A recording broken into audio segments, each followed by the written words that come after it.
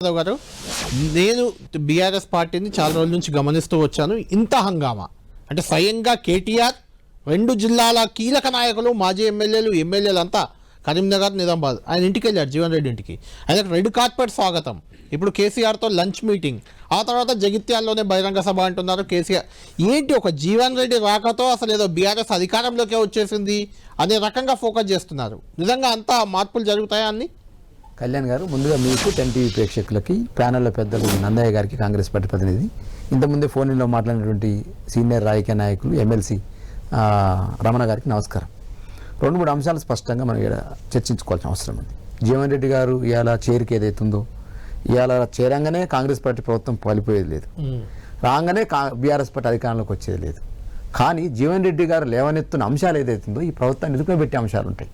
కార్యకర్తలు కాంగ్రెస్ పార్టీ వెంట నడవచ్చు, సంతోషం. నందయ్య గారు చెప్పినట్టు కాంగ్రెస్ పార్టీ ఎవరైనా నడగకపోవచ్చు, సంతోషం కాదని. కానీ జీవన్ రెడ్డి గారు ఒక సీనియర్ నాయకుడిగా, ఒక 40 సంవత్సరాలు కాంగ్రెస్ పార్టీతో జర్నీ చేసిన నాయకుడిగా, వారు చేసే విమర్శలు మాత్రం కాంగ్రెస్ మాట వెంటాడుతాయి. ఎందుకంటున్నామంటే ఇవాళ మీరు అంటున్నారు కాంగ్రెస్ పార్టీ ఎవరు నడవదు 150 సంవత్సరాలు ఉన్నప్పుడు వేమిరెడ్డి నరేంద్ర జిల్లాసభ అయ్యారు. ఇవాళ హనుమంతరావు గారు అదే ఎలిగేషన్ చేస్తూ ఉన్నారు, జగ్గారెడ్డి గారు అదే ఎలిగేషన్ చేస్తూ ఉన్నారు, అదేవిధంగా జీవన్ రెడ్డి గారు అదే ఎలిగేషన్ చేస్తా ఉన్నారు. మేము చేసిన సర్వీస్ కంటే వేం నరేంద్ర రెడ్డి ఏం చేసిన ఇప్పుడు అదే చర్చ. ఒక్క నిమిషం, అదే చర్చ మొదటి నుంచి 2001 నుంచి బీఆర్ఎస్ లో ఉన్న వాళ్ళకి వస్తుంది. జీవన్ రెడ్డి ఏం చేశాడని ఆయనకు పెద్దపీట వేస్తున్నారని మీకు కూడా వస్తుంది. అది ఓకే, పెద్దపీట వేస్తాం, కళ్యాణ్ గారు అది ఉపయోగించుకుంటే అదొక అంశం. ఏదైతే జీవన్ రెడ్డి గారు మొదటి నుంచి లేవనెత్తిన అంశాలు ఏదో పదవుల కోసమో లేదా ప్రాధాన్యత కోసమో కాదు, ఒక గౌరవభావమైనటువంటి ఆ అంశాన్ని కల్పించాలి. ఒక 40 సంవత్సరాలు కాంగ్రెస్ పార్టీని సేవలు అందించాను.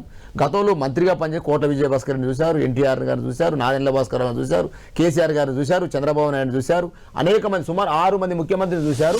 6 సార్లు నేను గెలిచాను. మంత్రి ఉమ్మడి రాష్ట్రంలో మంత్రిగా పనిచేశాను. అదేవిధంగా 2014లో ఎమ్మెల్యే గెలిచాను జగిత్యాల నుంచి. 2019లో ఓడిపోగానే 19లో ఎమ్మెల్సీగా గెలిచాను. ఆ రోజు కేసీఆర్ గారు ఊపు నడుస్తున్నప్పుడు కూడా గ్రాడ్యుయేట్స్ అందరూ కూడా నాకు ఆశ్రయించి నన్ను గెలిపించినారు. కాబట్టి నాలాంటి నాయకుడు జగిత్యాలలో ఉండగా సంజయ్ గారి చేరికకు నాకు కనీసం సమాచారం లేకుండా చేర్చుకునేది ఒక అంశం లేవనెత్తినారు. రెండోది, వారి యొక్క ప్రధాన అంచనా గంగారెడ్డి, కాంగ్రెస్ పార్టీలో సీరియస్గా అనేక సంవత్సరాలు పనిచేస్తున్న కాంగ్రెస్ పార్టీ కార్యకర్త. గంగారెడ్డి చనిపోయినప్పుడు ఈ రాష్ట్రంలో హోంమంత్రిగా ఉన్న ముఖ్యమంత్రి గారు మరి దీనికి బాధ్యత వహించాలని చెప్పిన లేవనెత్తిన అంశం. మూడోది అయితే మున్సిపల్ గంగారెడ్డిని చంపిన దాంట్లో పాత్ర ఉంది అని చెప్తున్న వాళ్ళు బీఆర్ఎస్ లో ఉన్నారు.